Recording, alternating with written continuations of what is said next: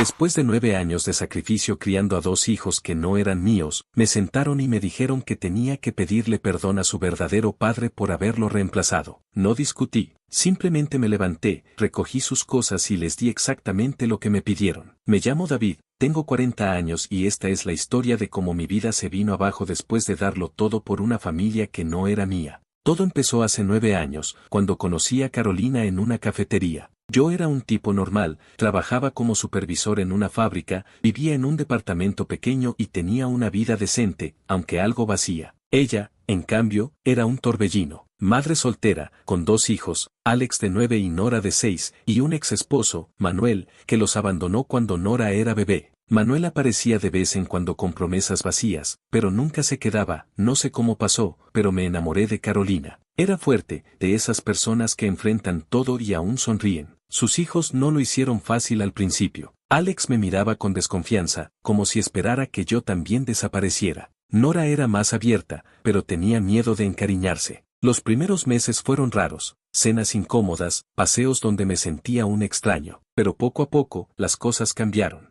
Ayudaba a Alex con sus tareas, jugaba con Nora en el parque. Un día, Alex me dijo gracias, David, con una mirada que me llegó al alma. Nora me regaló un dibujo de los 4, con la palabra familia escrita en letras torcidas. Ese dibujo lo llevé en mi billetera por años, decidí darlo todo. Me mudé con ellos un año después, a una casa más grande que rentamos. No era lujosa, pero tenía un jardín para los chicos. Empecé a trabajar turnos dobles para pagar la escuela privada, las clases de fútbol de Alex, el ballet de Nora, médicos, ropa, todo. No me quejaba. Ver a Alex marcar un gol en el equipo que yo entrenaba o a Nora corriendo a abrazarme después de un recital valía cada hora extra. Creamos rutinas, cenas juntos cada noche, fines de semana en el lago, viajes cortos a la playa. Alex empezó a llamarme papá después de su primer gol y Nora lo siguió poco después. Esas palabras me hacían sentir que había construido algo real. Carolina y yo no éramos perfectos. Discutíamos, pero siempre lejos de los chicos. Ella trabajaba como recepcionista en un consultorio y aportaba lo que podía. A veces hablaba de Manuel, no con cariño, sino con rabia. Decía que nunca fue un padre de verdad,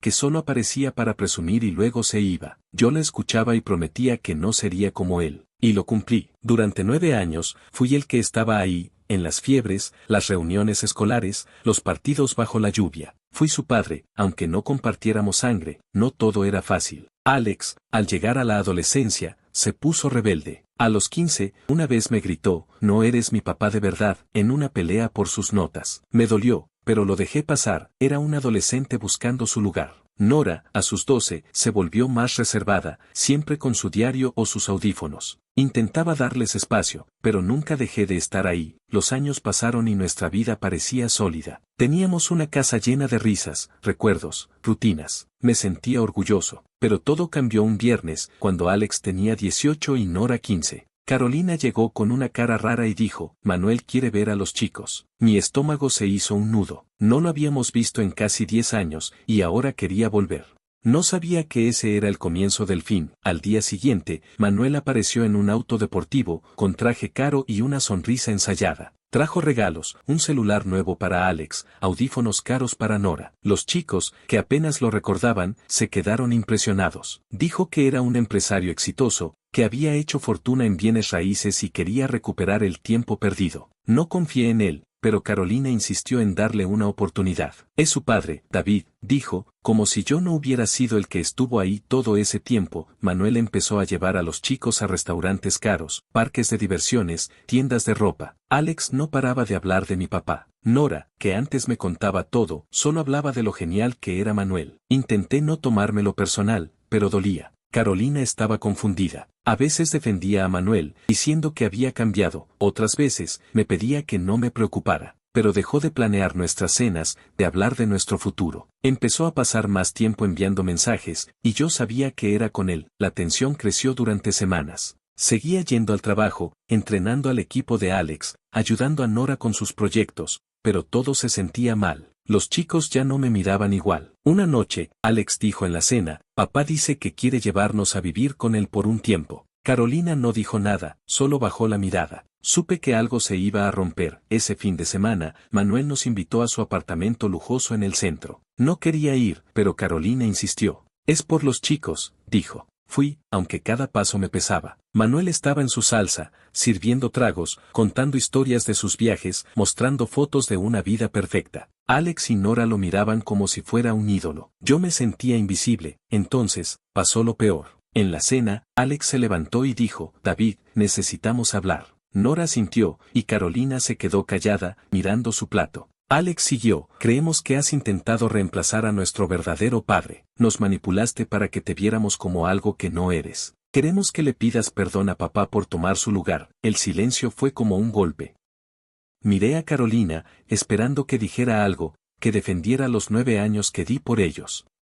Pero no habló. Manuel tenía una sonrisa pequeña, casi triunfal. No sentí rabia, solo una calma fría. No discutí. Me levanté y dije, está bien. Les daré lo que quieren. Esa noche, en casa, empecé a planear. No iba a rogar. Había dado todo, y si no era suficiente, no había más que hacer. Pero no me iría en silencio. Iba a asegurarme de que entendieran lo que significaba elegir a su verdadero padre. Lo primero que hice fue revisar mis finanzas. Durante años, había apartado dinero para los chicos, un fondo para la universidad de Alex, otro para Nora. No eran millones, pero sumaban unos $50,000 entre los dos. También pagaba suscripciones, Netflix, Spotify, clases de fútbol, ballet, hasta el maldito wifi de la casa. Todo salía de mi cuenta. Saqué mi laptop y empecé a cancelar. Uno por uno, corté los pagos automáticos. No sentí culpa, solo una claridad que no había tenido en semanas. Si querían a su verdadero padre, que él se encargara. Luego fui al cuarto de los chicos. La casa estaba en silencio. Carolina se había quedado en el apartamento de Manuel con ellos, diciendo que necesitaban tiempo en familia. Entré al cuarto de Alex. Su ropa de fútbol, los trofeos que ganamos juntos, los libros que le compré para que estudiara. Todo lo que había pagado yo estaba allí. Hice lo mismo en el cuarto de Nora, sus zapatillas de ballet, el escritorio donde escribía sus diarios, hasta los audífonos que le regalé en su último cumpleaños. Empecé a empacar. No con rabia, sino con método.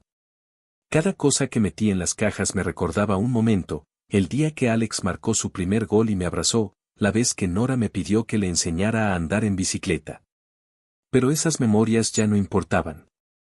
Ellos habían elegido. Pasé toda la noche armando un expediente. Saqué recibos, estados de cuenta, facturas. Calculé cada centavo que había gastado en los últimos 9 años, $310,000. Escuela, médicos, ropa, comida, viajes, todo. Lo imprimí, lo grapé y lo metí en una carpeta.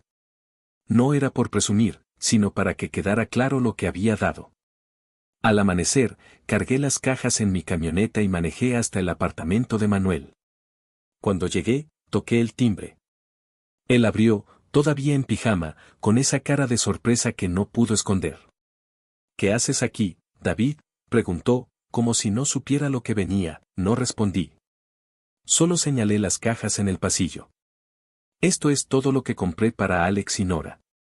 Ahora son tuyos. También te dejo esto, dije, entregándole la carpeta. $310,000. Eso es lo que costó ser su padre estos años. Ahora eres el verdadero padre, así que encárgate. Manuel intentó decir algo, pero lo corté. No hay nada que hablar. Esto es lo que querían. Me di la vuelta y me fui. En el auto, sentí una mezcla de alivio y vacío. Había hecho lo que tenía que hacer, pero mi pecho seguía apretado. Los días siguientes fueron un borrón. Carolina me llamó un par de veces, pero no contesté. Me mandó mensajes, diciendo que los chicos estaban confundidos, que no quisieron lastimarme. No respondí. Me mudé a un departamento más pequeño, cerca de la fábrica. Era un lugar sin vida, pero no necesitaba más. Pasaba las noches viendo televisión o tomando cerveza, tratando de no pensar en ellos. Pero era imposible. Cada esquina de mi mente tenía un recuerdo, las risas de Nora, las charlas con Alex sobre fútbol, las noches con Carolina planeando un futuro que ya no existía. En el trabajo, mis compañeros notaron que algo andaba mal. Te ves como si te hubiera pasado un tren, David, me dijo Juan, mi amigo de la fábrica. Intenté sonreír, pero no me salió. Le conté un poco, lo suficiente para que entendiera. «¿Qué mierda, hombre?», dijo. «Diste todo y te dieron la espalda». No respondí. No había nada que decir. Un mes después, supe por un amigo en común que los chicos se habían ido a vivir con Manuel. Carolina también. Decían que él les había prometido una vida mejor, una casa grande, viajes, todo lo que yo nunca pude darles. No sentí celos, solo una tristeza profunda. Había dado mi vida por ellos, y ahora estaban con un tipo que no sabía lo que era estar ahí en las malas. Pasaron las semanas, y empecé a escuchar rumores. Manuel no era el héroe que parecía. Los chicos dejaron sus actividades, Alex ya no jugaba fútbol, Nora dejó el ballet. Carolina tuvo que buscar un segundo trabajo porque Manuel no estaba cubriendo los gastos como prometió. Una noche, recibí un mensaje de Alex. Era corto: «Lo siento, David». No sabía lo que hacía. Lo leí una y otra vez, pero no respondí. No sabía si estaba listo para perdonar. Una tarde, mientras compraba en el supermercado, vi a Nora. Estaba con una amiga, pero se veía diferente, más delgada, con ojeras. Me miró y por un segundo pensé que se acercaría, pero solo bajó la cabeza y siguió caminando. Me dolió más de lo que esperaba. Esa noche, soñé con los viejos tiempos, las cenas en familia, los viajes al lago. Desperté con los ojos húmedos. Un día, Carolina me llamó. Su voz sonaba rota. «David, necesitamos hablar», dijo. Accedí, aunque no quería. Nos encontramos en una cafetería, la misma donde nos conocimos. Estaba demacrada, con el cabello desarreglado y los ojos rojos. Me contó todo. Manuel los había abandonado otra vez. Después de unos meses de promesas, se fue a otra ciudad, diciendo que tenía negocios que atender. Los dejó sin dinero, con deudas, en un apartamento que no podían pagar.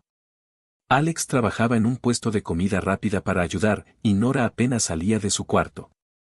Carolina lloró mientras hablaba. «Cometimos un error, David. No sabíamos lo que teníamos contigo», la miré, esperando sentir algo: rabia, lástima, amor. Pero no sentí nada. «Vivan con sus elecciones», le dije. Me levanté y me fui. No miré atrás, empecé a reconstruir mi vida. Conocí a Vanessa, una maestra que trabajaba en una escuela cerca de mi nuevo departamento. Era amable, directa y no tenía drama en su vida. Empezamos a salir, y por primera vez en meses, sentí que podía respirar. No le conté todo al principio, pero cuando lo hice, me escuchó sin juzgar. «Hiciste lo correcto», me dijo. «No puedes obligar a nadie a valorarte». Un año después, mi vida era diferente. Vanessa y yo planeábamos mudarnos juntos. El trabajo iba bien, incluso me ascendieron. Había encontrado una calma que no sabía que necesitaba. Pero el pasado no se borra tan fácil. Una tarde, mientras compraba en el supermercado, vi a Alex. Estaba solo, empujando un carrito medio vacío. Me miró y, por primera vez en mucho tiempo, no apartó la mirada. «David», dijo, con voz baja. «No espero que me perdones. Solo quiero que sepas que lo siento. No sabíamos lo que teníamos hasta que lo perdimos». No dije nada por un momento. Luego, solo asentí. «Cuídate, Alex», dije, y seguí caminando. No era perdón, pero tampoco era odio. Era aceptar que a veces el amor no es suficiente, que hay que saber cuándo soltar. Esa noche, mientras cenaba con Vanessa, pensé en todo lo que había pasado. Había dado 9 años de mi vida a una familia que no era mía, y aunque me rompieron el corazón, también me enseñaron algo: el amor no es servidumbre. Es saber cuándo alejarte para recuperar tu libertad. No sabía qué pasaría con Carolina, Alex y Nora. Una parte de mí todavía los quería, pero esa parte ya no mandaba. Había encontrado paz, y no iba a dejarla ir. Los meses siguientes fueron como aprender a caminar de nuevo. Vanessa era mi ancla. No era de las que llenan el silencio con palabras vacías, sabía escuchar, y cuando hablaba, iba al grano. Nos mudamos juntos a un apartamento más grande, con ventanas que daban a un parque. Era un lugar sencillo, pero lo hicimos nuestro, pusimos plantas, colgamos fotos de nuestros viajes cortos y cada noche cocinábamos juntos. Ella me enseñó a hacer un pastel de carne decente y yo le enseñé a no quemar las papas fritas. Por primera vez en mucho tiempo, me sentía en casa, no porque el lugar fuera perfecto, sino porque estaba con alguien que me veía de verdad. El trabajo también iba bien. El ascenso en la fábrica me dio un poco más de aire financiero y empecé a ahorrar de nuevo, no para otros, sino para mí. Me inscribí en un curso de carpintería los fines de semana, algo que siempre quise hacer, pero nunca tuve tiempo. Construí una mesa para nuestro comedor, un poco torcida, pero Vanessa la miraba como si fuera una obra maestra. Tiene carácter, decía, riendo. Esa risa suya me recordaba que la vida podía ser ligera otra vez, pero el pasado no desaparece tan fácil. Una tarde, mientras lijaba una silla en el taller, recibí un mensaje de un número desconocido. Era Nora. David, soy yo. ¿Podemos hablar? Por favor. Mi dedo se quedó congelado sobre la pantalla. Una parte de mí quería borrar el mensaje y seguir con mi vida. Pero otra parte, la que aún recordaba sus dibujos y sus risas, me hizo responder, dime dónde y cuándo. Nos encontramos en un parque cerca de mi nuevo apartamento. Nora estaba distinta, más alta, con el cabello corto y una mirada que parecía cargar demasiadas cosas. Se sentó en una banca, jugueteando con las mangas de su sudadera. No sé por dónde empezar, dijo, sin mirarme. Solo quiero que sepas que me equivoqué. Todos nos equivocamos, me quedé callado, esperando. Ella siguió, con la voz temblorosa. Me contó cómo Manuel los había abandonado otra vez, apenas 6 meses después de que se mudaran con él. Al principio, todo parecía un sueño, la casa grande, las salidas, los regalos. Pero pronto se acabó el dinero. Manuel empezó a desaparecer por días, luego semanas. Un día, simplemente no volvió. Dejó una nota diciendo que tenía problemas de negocios y que regresaría pronto. Nunca lo hizo. Carolina tuvo que vender la mitad de sus cosas para pagar el alquiler, pero no fue suficiente. Terminaron en un apartamento pequeño, con goteras y paredes descascaradas. Alex trabajaba jornadas largas en un local de hamburguesas y Nora ayudaba limpiando casas después de la escuela. Mamá llora casi todas las noches, dijo, y sus ojos se llenaron de lágrimas. No sabíamos lo que teníamos contigo, David. Lo arruinamos todo, quise decir algo, pero las palabras no salían. Recordé las cajas que dejé en el apartamento de Manuel, la carpeta con los $310,000 que detallé. Recordé la cara de Alex cuando me pidió que le pidiera perdón a su verdadero padre. Pero también recordé los buenos momentos, los partidos de fútbol, las noches leyendo cuentos a Nora, las veces que los tres nos reíamos hasta que nos dolía la panza. Nora, dije por fin, lo que pasó, pasó. No puedo cambiarlo, y ustedes tampoco. Pero no estoy aquí para cargar sus errores, ella asintió, limpiándose las lágrimas. Solo quería que supieras que lo siento. Y que te extraño. Me dio un abrazo rápido, como si tuviera miedo de que la rechazara, y se fue. Me quedé en la banca un buen rato, mirando a los niños jugar en el parque. Sentí una punzada en el pecho, pero también una claridad, no era mi responsabilidad salvarlos. Unas semanas después, Carolina me buscó. Me llamó desde un número nuevo, y su voz sonaba agotada. David, no sé cómo llegamos a esto, dijo. Me contó que había descubierto la verdad sobre Manuel, nunca fue un empresario exitoso. Había estafado a varias personas, incluyendo a un amigo que le prestó dinero pensando que David los había adoptado legalmente y que podía sacar algo de eso. Cuando se dio cuenta de que no había nada que ganar, se largó. Carolina estaba sola, con deudas y 2 hijos que apenas hablaban con ella. Te necesito, dijo. Los chicos te necesitan, sus palabras me golpearon, pero no como antes. Carolina, di todo lo que tenía. Elegiste a Manuel, y ellos también. Ahora tienen que vivir con eso. Colgué antes de que pudiera responder. No fue por crueldad, fue por supervivencia. No podía volver a ese lugar donde me desgasté por personas que no me valoraron. El tiempo siguió pasando. Vanessa y yo empezamos a hablar de planes más grandes, tal vez un viaje largo, tal vez un negocio propio. Ella quería abrir una librería con un café pequeño, y yo me imaginaba construyendo los estantes.